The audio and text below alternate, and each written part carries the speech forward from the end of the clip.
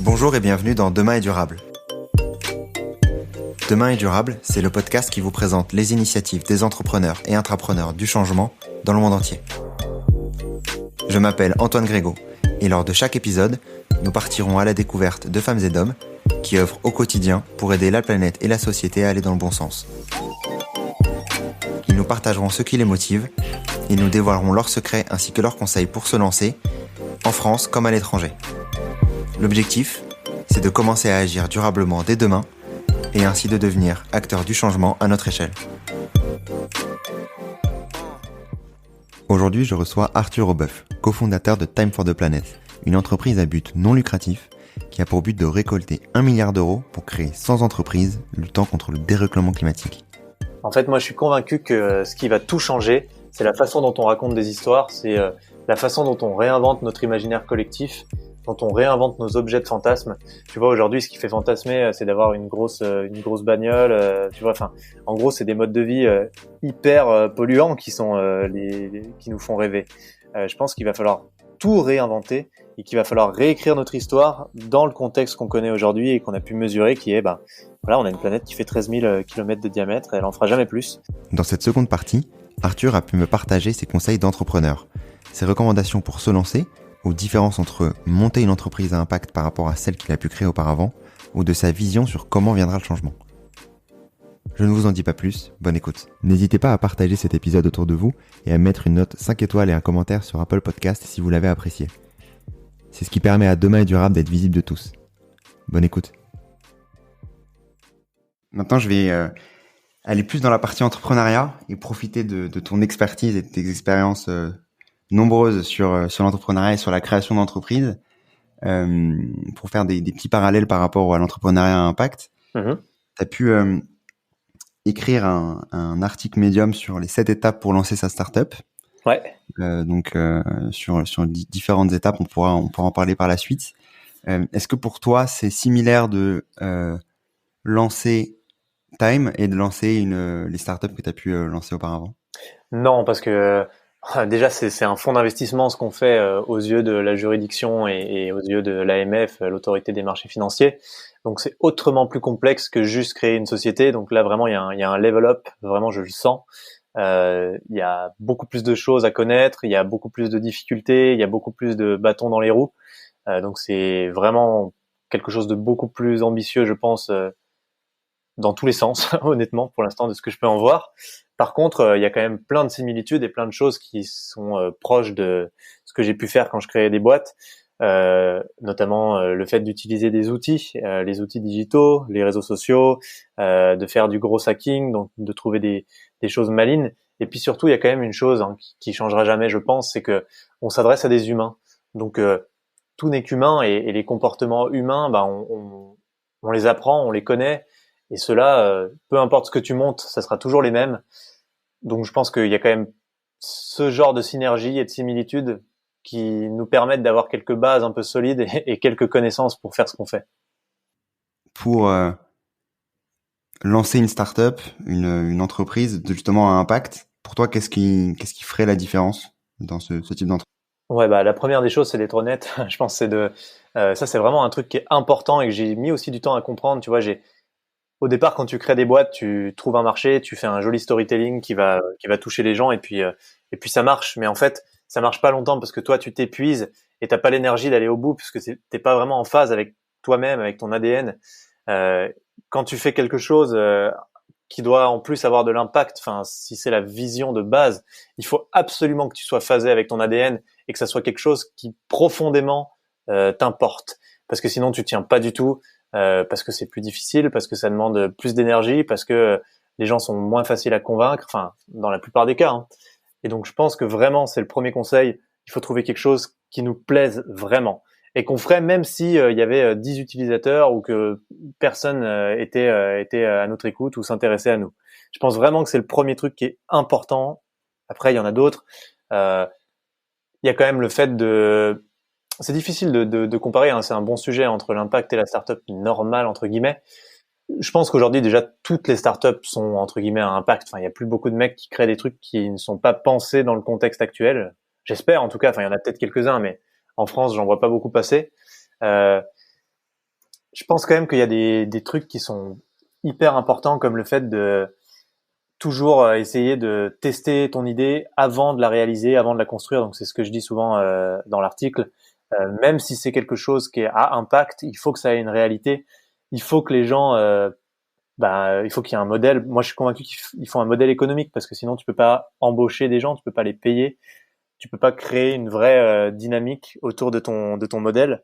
Et souvent, c'est ce que je disais au début, mais quand on veut faire un truc à impact, on se concentre surtout sur l'impact, ce qui est très bien, et on oublie ou on dénigre un petit peu les aspects économiques. Mais là, aujourd'hui, on joue dans un jeu où il y a des règles qui sont fixées depuis longtemps. On n'a pas du tout le temps de réinventer les règles parce qu'il faut qu'on agisse très très vite. Donc je pense qu'il faut jouer avec les règles, mais il faut pas les ignorer. Et le fait d'avoir des modèles économiques qui sont fonctionnels et qui sont viables, c'est une règle prioritaire. Donc je pense que ça, c'est un gros enseignement de base. Testez vos modèles économiques, assurez-vous qu'il y en a. Ne commencez pas sans avoir la garantie que vous allez pouvoir avoir une vraie viabilité, sinon ça va être un enfer, vous allez vous arracher les cheveux et en fait vous n'aurez pas d'impact. Tout ce que vous voulez faire, la cause que vous défendez, vous n'arriverez pas à la défendre. Après, ça ne veut pas dire que ton modèle économique c'est pas du don comme une assoce. Tu vois, c'est possible, hein, mais juste il faut être sûr que ce modèle économique qu'il soit viable. Maintenant, le plus viable possible pour justement grossir le plus possible pour impacter le plus possible, en fait. C'est un peu ça le... Ouais, ou sans même parler de grossir, mais déjà juste pouvoir vivre, quoi. Tu vois, être résilient, c'est hyper important. Si t'as pas de résilience, t'es mort, quoi. En tant qu'entreprise, tu vas galérer toute ta vie. Tu vas être sous perfusion parce que tu vas attendre que des invests te donnent de l'argent et tu vas passer la plupart de ton temps à aller convaincre des mecs de te financer. C'est pas une vie. C'est horrible de monter une boîte dans ces conditions-là. Donc moi, vraiment, le plus gros conseil que je donne, c'est ne faites pas l'erreur que 99% des entrepreneurs font, à savoir se dire on verra plus tard pour le modèle économique, et que j'ai fait d'ailleurs. Dites-vous plutôt, je vais commencer par essayer de vendre un truc, ce que ça ait de l'impact ou pas, et, euh, et si je vois que oui ça a de l'impact, et en plus j'ai un modèle économique, alors je me lance dans le chantier pour le mettre en place, le créer, le construire, le prototyper, etc., etc. Est-ce que du coup, faut être viable dès le début? C'est un peu ça que tu nous dis, ou est-ce qu'il faut du coup, on va dire, avoir des bonnes nouvelles au fur et à mesure par rapport à la viabilité de son entreprise pour ensuite progressivement le faire changer, le faire évoluer? Alors, il y a une différence entre le product market fit et le fait d'être viable. Euh, il faut avoir des signes positifs, c'est-à-dire qu'il faut voir des gens qui sont prêts à acheter, qui sont prêts à dépenser de l'argent pour ce que tu es en train de proposer, ou à investir dans le cadre de quelque chose comme Time, ou à faire des dons dans le cadre d'une association. Il faut s'assurer qu'il y a des gens qui sont prêts à faire ça. Et pour ça, moi, mon conseil, c'est vraiment d'y aller en mode fake it until you make it, c'est-à-dire ce que je dis dans l'article, créer une landing page, créer un visuel, créer une publicité qui te permettent d'aller toucher des gens qui potentiellement pourraient être ta cible, et de chercher à les faire payer pour de vrai quelque chose qui n'existe pas encore, qui est juste une idée qui est dans ta tête et que tu as juste créé fictivement avec un design ou avec une page ou avec des mots, quoi. C'est un peu ce que vous avez fait en fait sur le fond avec Time, sans faire payer bien entendu les gens directement, mais via la première conférence que vous avez faite avec les personnes qui souhaitaient du coup devenir associées directement. C'est un peu ça le parallèle. Exactement. Et ensuite, le temps qu'on construise notre boîte, parce que notre boîte, elle est arrivée en avril, on faisait faire des promesses de dons, enfin d'investissement aux gens. Donc les gens venaient dire, moi je vais mettre 1000 euros. Et c'était une promesse. Il y avait pas de truc. Mais par contre, ils étaient engagés. On leur faisait signer un truc et tout. Donc tu vois, c'était suffisamment fort pour qu'on sache qu'il y avait un vrai marché, entre guillemets, si on peut utiliser le mot marché, et qu'il y avait vraiment un potentiel, quoi. Et que Time allait pouvoir se développer avec cette voie-là. Est-ce que pour toi, pour avoir un peu ta vision du dérèglement climatique et un peu comment la résoudre, même si bien entendu vous essayez de la résoudre de manière assez impressionnante avec Time, est-ce que pour toi le changement il viendra des entreprises ou plutôt du gouvernement? Comment est-ce que vous voyez la chose? Je pense qu'il va venir de partout, mais pour te donner une réponse, ni l'un ni l'autre, je pense qu'il va venir de l'art. En fait, moi, je suis convaincu que ce qui va tout changer, c'est la façon dont on raconte des histoires, c'est la façon dont on réinvente notre imaginaire collectif, dont on réinvente nos objets de fantasme. Tu vois, aujourd'hui, ce qui fait fantasmer, c'est d'avoir une grosse bagnole. Tu vois, enfin, en gros, c'est des modes de vie hyper polluants qui sont qui nous font rêver. Je pense qu'il va falloir tout réinventer et qu'il va falloir réécrire notre histoire dans le contexte qu'on connaît aujourd'hui et qu'on a pu mesurer, qui est voilà, on a une planète qui fait 13 000 kilomètres de diamètre et elle en fera jamais plus. Donc il faut qu'on arrête les voitures volantes, les gratte-ciel de 50 kilomètres de haut. Il faut qu'on ait une autre vision des choses et qu'on réinvente cet imaginaire qu'on a tous. Donc je pense vraiment que c'est les artistes qui ont la plus grosse et la plus lourde responsabilité vis-à-vis du dérèglement climatique, parce que c'est vraiment eux qui peuvent emmener une dynamique et qui peuvent emmener plein de gens à concevoir la vie différemment et donc transformer les modes de vie à grande échelle. Nous, on le fait avec les entreprises parce que c'est ce qu'on connaît et on est convaincu que les entreprises, c'est un outil formidable également pour transformer nos modes de vie à très très grande échelle. Mais voilà, moi je pense quand même que l'art, ça sera... En fait, vraiment, l'humain, il fonctionne qu'avec des histoires. On est des animaux d'histoire. C'est pour ça qu'il y a des religions. C'est pour ça que... Et en fait, si on veut collaborer tous ensemble, si on veut se faire confiance, il nous faut des histoires communes. Sinon, d'ailleurs, ça a été montré, on peut pas dépasser des collaborations de 200 individus. Au-delà de ça, on n'y arrive pas. Il nous faut une histoire. Donc, si on invente des histoires qui demain nous permettent de vivre différemment pour respecter notre environnement et éviter de tout pourrir, je pense que ça ira beaucoup plus vite que tous les efforts que pourront faire les politiques, même si ça joue et que c'est important. Ok, c'est vachement intéressant ce que tu dis parce que j'avais jamais entendu cette idée-là et tu m'as convaincu. Je pense que ça fait en effet partie fortement de ce qui peut nous faire évoluer et en effet de changer un peu le paradigme. J'en suis convaincu. Mais bon, tout est maillé, hein. Il faudra que tous les acteurs, tu vois, s'il y a les histoires, mais qu'il n'y a pas ce qui va en face avec les modes de vie que on se met à aimer grâce à ces histoires, ben ça marchera pas non plus. Donc vraiment, tout est lié. Toi, ta vision sur les 30 prochaines années, comment est-ce que tu vois la chose? Après, je sais que tu es quelqu'un de très très optimiste, donc j'attends aussi ta réponse par rapport à ça. Ouais. Bien entendu, vous investissez dans Time, donc vous agissez autant que possible à votre échelle pour faire changer les choses et justement aller dans le bon sens. Mais toi, ta vision, c'est quoi? Alors, je vais être hyper honnête. Moi, je suis pas du tout Nostradamus et en plus, je me suis jamais projeté à 30 ans. Je me dis qu'on a tellement de choses à faire déjà maintenant. Je me projette déjà pas beaucoup plus loin que dans 2 ans. Et je me dis qu'il faut faire des essais-erreurs tout le temps, tout le temps, tout le temps pour trouver la voie qui fonctionne et la voie sur laquelle il faut qu'on aille. Donc, faire des plans sur la comète à 30 ans, j'en suis incapable. Maintenant, j'ai mes espoirs et j'ai mes attentes. Et ça, c'est différent de la vision. Et pour le coup, j'aimerais vraiment, vraiment, vraiment qu'on soit sur une population qui est stabilisée ou qui est même en décroissance. Alors c'est le mot qui fait peur à tout le monde. Moi, je parle de la population parce que je pense qu'on est vraiment trop nombreux. C'est un des paramètres qui, pour moi, devra se réguler à un moment ou un autre d'une manière douce et bienveillante, parce qu'il y a toujours des fous pour prôner le fait de faire des guerres et de faire des holocaustes nucléaires. Et puis après, je suis assez convaincu que on est déjà parti pour redonner une très grande place à la nature parce qu'on n'a plus le choix, parce qu'on n'en peut plus. Tu vois, dans les villes où il fait 45 degrés, ça n'a aucun sens, quoi. Je voyais qu'à Los Angeles, il faisait 50 degrés. La seule manière de réguler ça, c'est de planter des arbres partout, c'est de faire des îlots de verdure. Donc je pense que la nature va reprendre de la place. J'espère aussi qu'on va arrêter d'industrialiser la nature, qu'on va la voir plus comme nous, en fait, parce qu'on est la nature, on fait partie de la nature, et pas simplement comme une ressource ou comme un topic dans les news. Donc je pense que ça aura énormément changé. À mon avis, en 2050, c'est fini, tu vois, t'auras plus du tout cette conception. Je pense qu'on aura fait un gros gap. J'espère, je nous le souhaite vraiment. Et puis, mes espérances, c'est qu'on ait réussi à prendre ce virage énorme qu'on doit prendre maintenant, qui est celui du réchauffement climatique. Mais il y en a plein d'autres, hein. Il y a la biodiversité, il y a l'eau, il y a le plastique. Nous, on a choisi celui des gaz à effet de serre parce que c'est le plus évangélisé. Enfin, c'est celui qui a le moins besoin d'être évangélisé. Et puis en plus, c'est pour nous le plus important.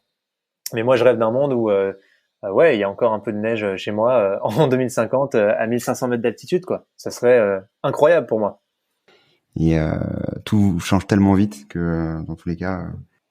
En fait, ce qui est incroyable, c'est ça, c'est que la complexité du monde dans lequel on vit, elle arrête pas d'accélérer, elle arrête pas de se densifier. C'est de plus en plus complexe, de plus en plus rapide. Et en fait, quand on doit prendre des virages, ils sont de plus en plus grands et de plus en plus rapides à prendre. Donc, tu vois, c'est vraiment de plus en plus difficile. Tu vois, la transformation qu'on vient de vivre avec Internet, avec le digital, elle s'est faite en 50 ans. C'était d'une vitesse totalement hallucinante. Enfin, c'était très difficile à suivre. T'as qu'à regarder nos grands-parents, ils sont paumés, quoi, et c'est normal. Mais là, la transformation qu'on va avoir avec la durabilisation du monde, je sais pas comment dire, le virage qu'on doit prendre, c'est encore plus rapide, c'est encore plus important, c'est encore plus international. Du coup, je pense que ça devient très difficile pour le cerveau humain de suivre ça. Et je pense qu'il faut absolument qu'on apprenne à ralentir, à calmer un peu, Donc j'espère qu'on sera dans un monde un peu plus philosophique aussi demain. Et là, je parle pas au nom de Time, hein, je parle vraiment en ma personne, parce que je m'exprimerais pas aussi librement si je devais parler au nom de tous les associés de Time, puisqu'il y a plein d'avis divers et variés. C'est vraiment le mien, celui d'Arthur, quoi. Oui, bien sûr. Sur les aides pour se lancer de manière globale, pour avoir un peu ton point de vue là-dessus, tu m'indiquais du coup que tu étais passé de créer des startups, on va dire, sans les dénigrer bien entendu, hein, basiques, on va dire sans impact, Ouais. clair en tout cas, à du coup aller créer Time par la suite avec les différents autres cofondateurs. Toi, comment t'es venu le déclic pour justement te lancer? Est-ce que c'est venu de contenu? Est-ce que c'est venu d'un livre que t'as lu, au fur et à mesure? Comment c'est venu de ton côté? Au tout départ, tu veux dire quand j'ai commencé à 17 ans ou quand on s'est mis sur du Time? Quand tu penses que la petite idée t'est venue dans l'esprit? À quel moment c'est venu cette conscience un peu écologique? Ah, la conscience écologique, c'est vraiment venu parce que j'ai vu la neige fondre chez moi. Honnêtement, hein, c'est vraiment mon déclencheur. C'est tout con, hein, c'est absurde. Mais en fait, c'est ça qui m'a fait me poser des questions. Et je me rappelle avoir vu un comparatif du nombre de mètres d'enneigement chez moi, donc dans les stations de ski à côté de chez moi, sur 20 ans. Et c'était incroyable. On passait de 3 mètres, je sais pas, il y a 20 ans, à 40 cm maintenant, quoi. Vraiment. Et je me suis dit, putain, c'est incroyable. Comment ça peut aller aussi vite? Et donc là, j'ai commencé à vraiment me renseigner, même si, comme tout le monde, j'avais entendu parler du dérèglement climatique. Moi, j'avais une appétence particulière parce que je suis très proche de la nature, j'adore ça. Mais par contre, j'étais pas concerné au point de vraiment prendre des actions radicales. Bien sûr que j'allais pas jeter mes papiers par terre et que j'allais pas refuser de faire le tri ou bouffer de la viande non-stop. J'avais un peu conscience des choses. Par contre, j'étais pas à un point où je voulais vraiment agir à grande échelle et faire quelque chose d'incroyable. Enfin, d'incroyable. J'espère qu'on réussira à faire un truc incroyable. Mais le déclic, c'était vraiment ça. C'était de me dire, ok, je vois que la neige disparaît. Qu'est-ce qui se passe? Je vais me renseigner. Et donc, j'ai regardé, j'ai beaucoup lu et j'ai beaucoup regardé de vidéos. Jean Covici, Aurélien Barraud, Pablo Servigne. Je suis passé un peu par tous les mecs un peu connus. Hein. Et finalement, c'est allé très très vite, quoi. En quelques mois, j'avais compris ce qu'il y avait à comprendre et je me suis dit, ok, c'est vraiment grave. Il faut vraiment agir maintenant, quoi. Ok, donc toi, c'est passé par des contenus plus des livres, etc. Est-ce que tu as un livre particulier que tu pourrais recommander? Pas un livre, mais par contre, je recommande vraiment Jean Covici parce que il est très bon vulgarisateur du problème et il est capable d'expliquer dans les détails ce qui se passe sans pour autant te paumer avec un discours ultra scientifique qui est inaccessible pour le commun des mortels comme toi et moi. Totalement. Je recommande d'ailleurs son cours qu'il a pu faire pour les mines. Oui. Je crois, sur la partie notamment énergie, qui est son credo. Donc, je conseille aussi, je mettrai les liens dans l'épisode, bien entendu. Après, Jean Covici, c'est un ingénieur, donc c'est un mec qui a vraiment la casquette ingénierie et on va vraiment aborder l'axe du changement climatique avec cette casquette-là. Mais j'incite aussi à lire du Pablo Servigne, où là, on est carrément sur quelque chose de beaucoup plus philosophique et donc plus proche de ce que je disais avec l'art, etc., même si c'est très documenté et très renseigné ce qu'il fait. Mais c'est une autre façon de voir le truc, c'est un autre prisme, et ça permet de nuancer aussi certains aspects de Jean Covici. Parce qu'il faut pas regarder une seule chose quand on s'intéresse au dérèglement climatique, c'est vraiment un problème systémique très complexe, donc faut pas hésiter à regarder un peu tout. Et puis je pense que le Graal suprême, quand on est prêt, c'est les travaux du GIEC. Mais c'est plus dur, c'est plus indigeste, donc faut être assez concentré, il faut être prédisposé à le faire. C'est pour ça d'ailleurs que nous on a fait un dossier scientifique de 90 pages qui vulgarise vraiment le problème du dérèglement climatique en se basant très principalement sur les travaux du GIEC. Et pour le coup, je pense que ça se lit vraiment facilement et que c'est assez pédagogue. Je m'en attribue pas du tout les mérites puisque c'est Denis et Colline, mes associés, qui l'ont rédigé. Et moi, je le trouve vraiment très très bien fait et assez formidable. Donc, je pense que c'est un très bon moyen de comprendre dans les grandes lignes ce qui se passe en 2 heures de lecture, quoi. Petit placement de produit. J'ai pas fait mon travail parce que je l'ai pas lu en plus. Pas de souci. On peut pas tout lire. On a mis vraiment pas mal de documents ces temps, mais dans le futur, n'hésite pas. C'est ça, exactement. Mais du coup, ça fait du contenu et ça permet justement d'aller se nourrir assez facilement. Et honnêtement, les contenus de Time sont très très quali et on va dire simplifiés autant que possible pour se permettre que tout le monde puisse comprendre et agir après et avoir tout cas tous les tenants et les aboutissants avant de se lancer. Ouais, j'espère qu'on perdra pas cette notion et j'invite tout le monde à nous le dire si un jour vous vous rendez compte qu'on est en train de sombrer vers des choses trop complexes ou trop difficiles d'accès ou trop je sais pas quoi. On a vraiment besoin de feedback, donc faut pas hésiter. Mais très content si pour l'instant tu trouves que c'est simple d'accès. Totalement. Une petite dernière question avant de terminer. Du coup là tu m'as partagé un peu les contenus sur comment se créer une conscience écologique, en tout cas les types de contenus qui toi t'ont permis d'aller la créer et d'aller la développer avant de créer Time. Pour se lancer dans l'entrepreneuriat, parce que les deux bien entendu sont compatibles par rapport à ce que je souhaite sortir des différents épisodes. Qu'est-ce qui pour toi c'est quoi les contenus pour se lancer? Qu'est-ce que tu conseillerais aux personnes qui souhaiteraient se lancer dans l'entrepreneuriat? Parce que bien entendu, l'entrepreneuriat n'a pas que ça reste de l'entrepreneuriat. Mais je pense vraiment qu'il faut faire des webinaires en fait. C'est vraiment la clé pour moi. Enfin, ou des conférences physiques s'il n'y a pas le Covid partout. Mais vraiment, je pense que parler de son idée, c'est la première des règles pour la confronter, pour avoir des retours, pour l'améliorer. Il y a parfois, ça devient de plus en plus rare, mais avant il y avait beaucoup de gens qui me disaient oui, j'ai peur qu'on me la pique. Franchement, il faut arrêter avec ça. Une bonne idée mal exécutée, ça reste une mauvaise idée. Et le plus important, c'est de prendre des retours, prendre des feedbacks très très très très vite. Même quand c'est au stade le plus grégaire de ce que tu as en tête, il faut absolument prendre des retours. Donc les webinaires, pour moi, je trouve ça hyper important parce que tu te confrontes tout de suite à des gens, tu présentes ton projet, tu apprends à le pitcher, tu apprends à être à l'aise avec ce que tu fais, ça te permet de le structurer, de le clarifier dans ta tête aussi. Et puis tout de suite, tu prends des retours, tu prends des questions. C'est dur, ça te calme parce que t'as pas toujours les réponses, mais c'est hyper important. Et vraiment, moi maintenant, tout ce que je monterais, je commencerai par faire des webinaires, tout de suite. Je propose d'en rester là. Ouais. Si on souhaite du coup investir dans Time, comment est-ce qu'on peut faire Très simple, on va sur le site de Time, donc time-du6planet.com. En haut à droite, il y a acheter des actions et c'est parti. Ça prend 1 minute. C'est vraiment très simple. Tout se signe directement en ligne depuis son ordinateur ou son téléphone. Et on a juste à payer par carte bleue ou par virement si on veut. C'est vraiment très très simple. Ce qui compte encore plus que prendre des actions, c'est de le dire. C'est de dire autour de soi, voilà, j'ai rejoint Time for the Planet. N'hésitez pas à aller découvrir l'initiative, à vous faire votre propre avis. Et si ça vous plaît, pourquoi pas à nous rejoindre. Ça, c'est vraiment fort. C'est vraiment le truc sur lequel tout repose. Ok. Merci beaucoup Arthur. Merci à toi, c'était très cool. Merci d'avoir écouté cet épisode. J'espère que l'épisode vous a plu. Et si vous l'avez aimé, n'hésitez pas à partager le podcast autour de vous et à laisser un avis 5 étoiles sur les différentes plateformes d'écoute. C'est ce qui me permet d'être visible et de convaincre les futurs invités. À très vite.